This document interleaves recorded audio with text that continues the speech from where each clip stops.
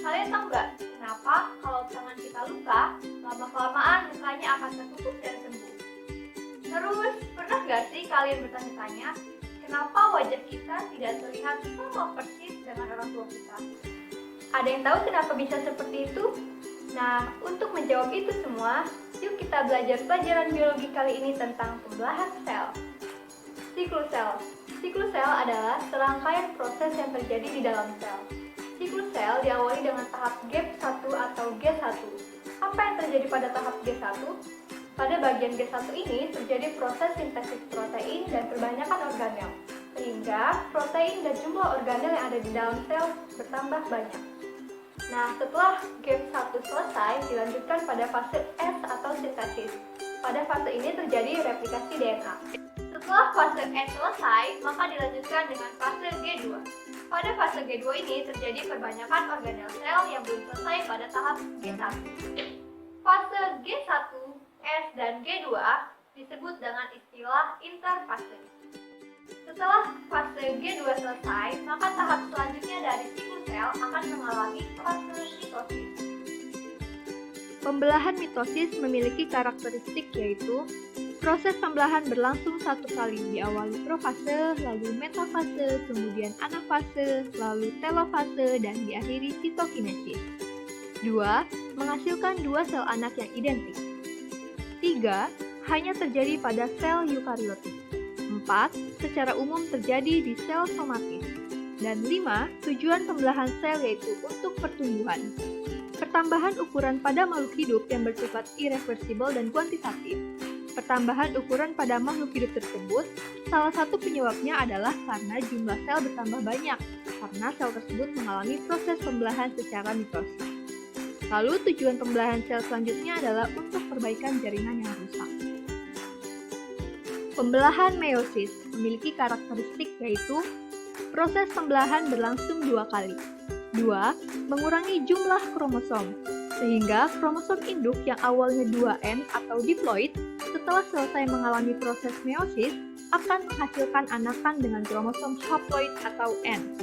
3. Menghasilkan 4 sel anak yang bervariasi. Mengapa sel anakan bisa bervariasi? Karena pada proses pembelahan meiosis 1 dapat terjadi peristiwa crossing over atau pindah silang yang menyebabkan gen-gen pada kromosom menjadi bervariasi. 4. Terjadi pada sel eukariotik. 5. Secara umum terjadi di sel germinal atau sel gamet. 6. Tujuan pembelahan selnya yaitu untuk membentuk gamet, yaitu pada proses gametogenesis, baik proses spermatogenesis maupun proses oogenesis. Dan tujuan yang terakhir yaitu membentuk spora. Pembelahan meiosis dapat membentuk spora baik pada tumbuhan lumut maupun tumbuhan kaku. Gimana? Masih ada yang bingung? Untuk lebih jelasnya, yuk kita simak tahapan mitosis berikut ini. Profase. Pada fase profase, benang kromatin akan memadat dan memendek, hingga membentuk kromosom. Setiap kromosom terdiri dari 2 kromatid yang berikatan pada sentromer.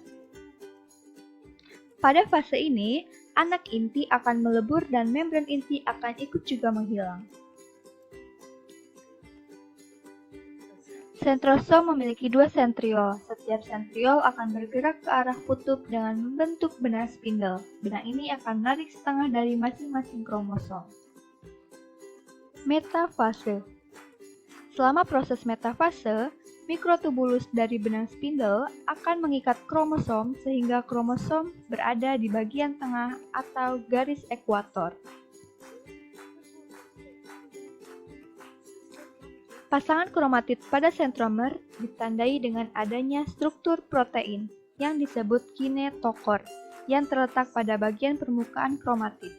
Kinetokor berfungsi mengikat kromosom dan berikatan dengan benang spindle. Anafase. Selama fase ini, pasangan kromatid akan dipisahkan oleh kinetokor. Dan setiap bagian kromosom yang tertarik akan bergerak ke kutub yang berlawanan pada saat mikrotubulus memendek. Benang-benang spindle juga akan bergerak ke arah kutub yang saling berlawanan sehingga kromosom berpisah. Ketika kromosom sudah berpisah menuju kutub, maka anafase sudah berakhir. telofase. Dalam fase ini, kromosom tiba di bagian kutub, dan benang kromatid mulai melebur serta nukleus dan nukleus mulai terlihat. Hal ini memicu membran nukleus untuk terbentuk kembali. Sitokinesis. Sitokinesis adalah proses pemisahan sitoplasma. Pada hewan, alur pembelahan terlihat muncul pada membran plasma, yang selanjutnya akan semakin dalam dan terbentuk dua sel yang identik.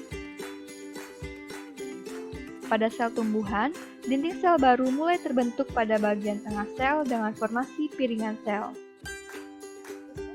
Piringan sel akan memanjang ke arah luar hingga dinding sel secara keseluruhan terbentuk dan dihasilkan dua sel identik.